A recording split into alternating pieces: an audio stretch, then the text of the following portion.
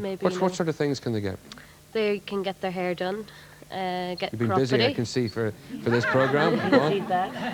Have chiropody, maybe avail of bathing services, baths and laundry. That. And what about food? Crafts and, of course, the meals. Lovely yes, meals. A lovely meal. So you're looking after almost everything. You've got the toes, the head, and the tummy, and it's all. And the bingo, the social. Is it a good bite to eat? Is it? Is it? What age do you have to be to get a bite to eat up there? So, I mean, if I was up there... it's a thought. Listen, would you like a song? Yes. All right, who better to sing a song on this programme than Anne O'Dwyer? Thank you.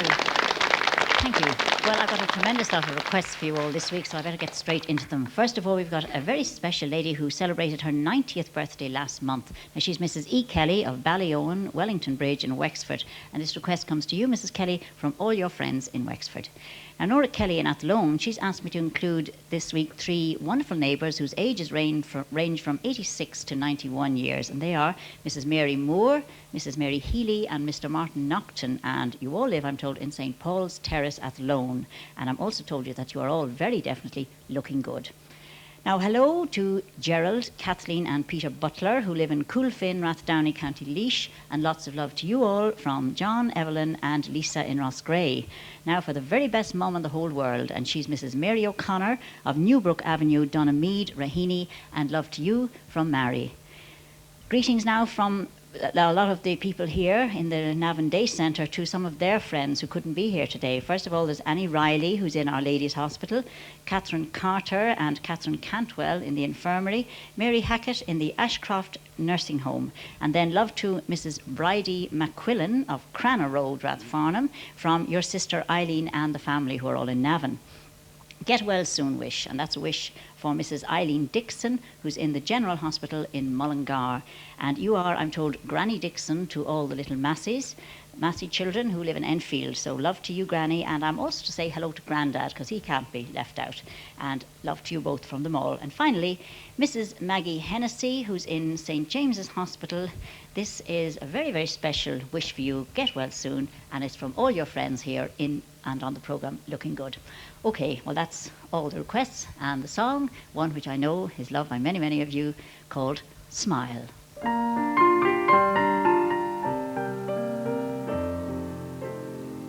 Smile though your heart is breaking, smile even though it's aching. When there are clouds in the sky, you'll get by. If you smile through your fears and sorrow, smile and maybe tomorrow you'll find the sun comes shining through for you. Light up your face with gladness, hide every trace of sadness. Although a tear may be ever so near, that's the time you must keep on trying. Smile, what's the use of crying? You'll find that life is still worthwhile if you just smile. Though your heart is breaking, smile even though it's aching. Although a tear may be ever so near, that's the time you must keep on trying. Smile, what's the use of crying? You'll find that life is still worthwhile if you just light up your face with gladness, hide every trace of sadness. Although a tear may be ever so near, that's the time you must keep on trying. Smile, what's the use of crying? You'll find that life is still worthwhile if you just smile.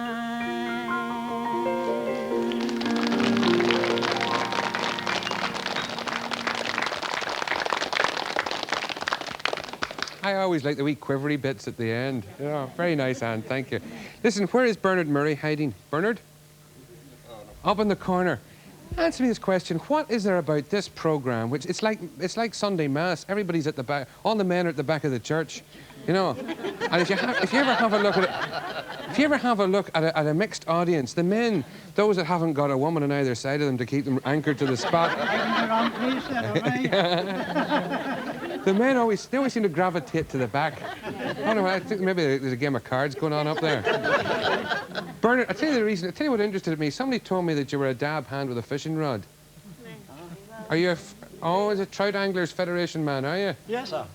Of course, not a bad spot. Actually, there's a friend. Do you know Peter O'Reilly at all? Peter O'Reilly. He's from where? Well, he lives in Navan. I'll tell you the reason I mention him is he is the trout manager of the Central Fisheries Board, and he's just become a daddy for the first time in the last week or so. Himself and his wife Rose, and they're from Navan. They're living in Navan town, and my congratulations to them. I'm also impressed by the fact that as a fisherman, he managed to arrange it so the child was born in the close season. So I thought that was good. The nice thing about trout angling. Bite in time anyway. The nice thing about the trout fishing, Bernard, is that a trout angler can keep going for an awful long time. So long as you can still get about, you can still go fishing. True. And you can stay out all day whether you get a bite or not. But where do you do most of your fishing, Bernard? In the all over, rivers and lakes. Aye, well, I gather The that's... White Lake, Sheelan, Loch Boyne Sheelan. and the Blackwater. Loch Sheelan, of course, is meant to have the biggest wild lake trout in Europe. Yeah, sure. Which is a fair distinction now. Do you all eat a bit of trout? Oh, yeah. Well, Bernard, you've got an awful lot of work to do next season, I'll tell you. I can't work for myself now. It was a bad season last season. Bad, very bad. Not good at all. Anyway, where is Dora Reilly? Yeah. Dora, there she is up the back. That's Dora in the blue cardigan there. Right. Dora, the reason I picked you up, this is very selfish, you see. I'm being extremely selfish today. I'm picking on people who have the same interest as myself. Because Dora doesn't go fishing, but Dora loves cooking. Isn't that right? That's right. Are you any good? And I'll show you in a second. Dora, you disappeared under the seat there for me. What are you up to? What have you got? A bag of buns? Mushroom soup. Time to look at them. What are these? Is there a packet of sandwiches coming down here? What are these? Are these photographs? They are, yeah. And do I understand that you have won prizes? Hold them back. Oh, by golly. What have we got? Dairies and Industrial Show. Prize, second prize, third prize, first prize. That is an amazing collection. You actually go in for a lot of competitions. Trim, Navan, Kells and Oldcastle. Well, you've done very well for yourself. What sort of things do you cook? Christmas cakes, jam, flowers. I go in for 2. And homemade bread. Homemade bread? Yeah. What's the secret in homemade bread? Because Well- I tell you, I'm not too bad in the kitchen now. I can knock together a few, but any bread that I make ends up, it's like ready mix at the end of the thing. It is truly awful. And you can see people sort of choked and clogged trying to anything. What is the secret in making bread? Well, the secret of the bread is to make sure that you have your oven in order. The second is to, supposing you're making a small cake, 3 handfuls to 3, a flour to 3 handfuls of meal. Somebody actually said down there, a light hand. You can't be throwing it all in trying to make it up. You must judge the method. Somebody told me the secret was in the fingers. It's all Well, in it is, yes. It's all in the fingers. No, yes, it's the fingers that cooks. The fingers that does all the cooking. Where is Tom Reilly? Oh, jeez. That's Tom. You're Tom. Now, are you the other half? Yes. So Yeah. you're the beneficiary of all this Oh, culinary yes. talent. Yeah. I'm told somebody said you were a great footballer. My God.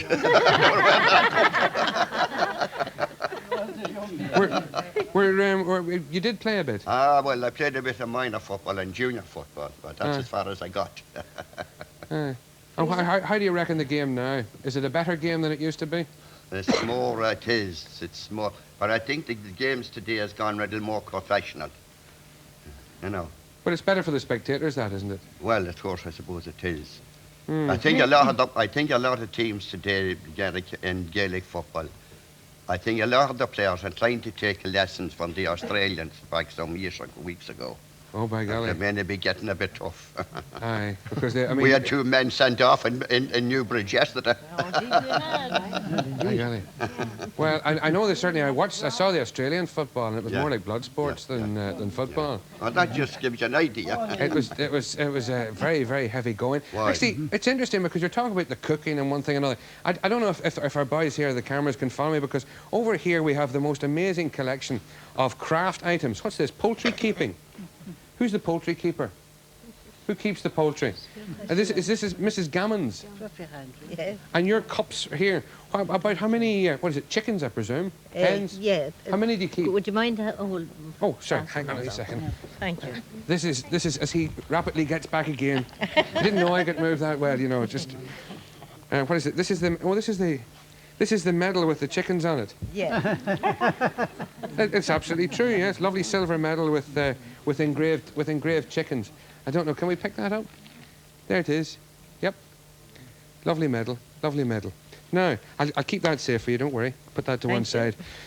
You're the poultry keeper. How many do you keep? Well, I only keep 6 now. That's to come down, isn't it?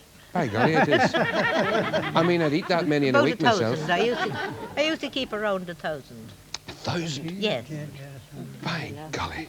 And, Actually, there was a restaurant at home. There was a restaurant at home used to advertise chicken dinners for 5 shillings. Yeah. Turned out it was just a plate of millet. Anyway, we have a few other. I'm intrigued with these. You might not be able to see those too clearly at home, but you know what? Do you know what that's made of? Cigarette packets. Cigarette packets. Who makes these? Who makes them? Hugh Carolyn from Drumconnor, and he's not in today. Well, it's an extraordinary idea, isn't it? Because he has that one, and I see just so that we have the balance, we have another tobacco company represented as well. I'll put the doggy down too. And these are literally made simply from. I don't think there's even glue involved. It's just folded cigarette packets. The most extraordinarily clever little item. And I see the sheepskin rugs. Somebody cure the sheepskin rugs. Is that the same man? No, the group have been combing the pieces together, and they glue the patches together. So a number of hands have made it. Interesting, because a lot of the craft items on the show, like Aran sweaters and so on that we get in, they're beautifully done, but they're very much the same from one club to the next. But that's the first I've seen now of this kind of work, and indeed this leather work, which is also very nice to see. It's sort of patchwork leather. It's a writing case, and beautifully done, beautifully done. That's you're to be congratulated about. Who's the cuddly toy maker? Who makes the cuddly toys? Own up now. Nobody. Yes. Who makes the cuddly toys? Ah, the shy lady in the front there. Right, you're the teddy bear lady. And the cushions? Nearly everyone in the group. Everybody makes cushions. What's that? Because the seats in the day centre aren't that comfortable, is that it? Oh, no. Anyway, listen, we've enjoyed meeting you. You're going to be back with us on Friday, right? And I hope everyone at home will join us again tomorrow. Very good afternoon to you.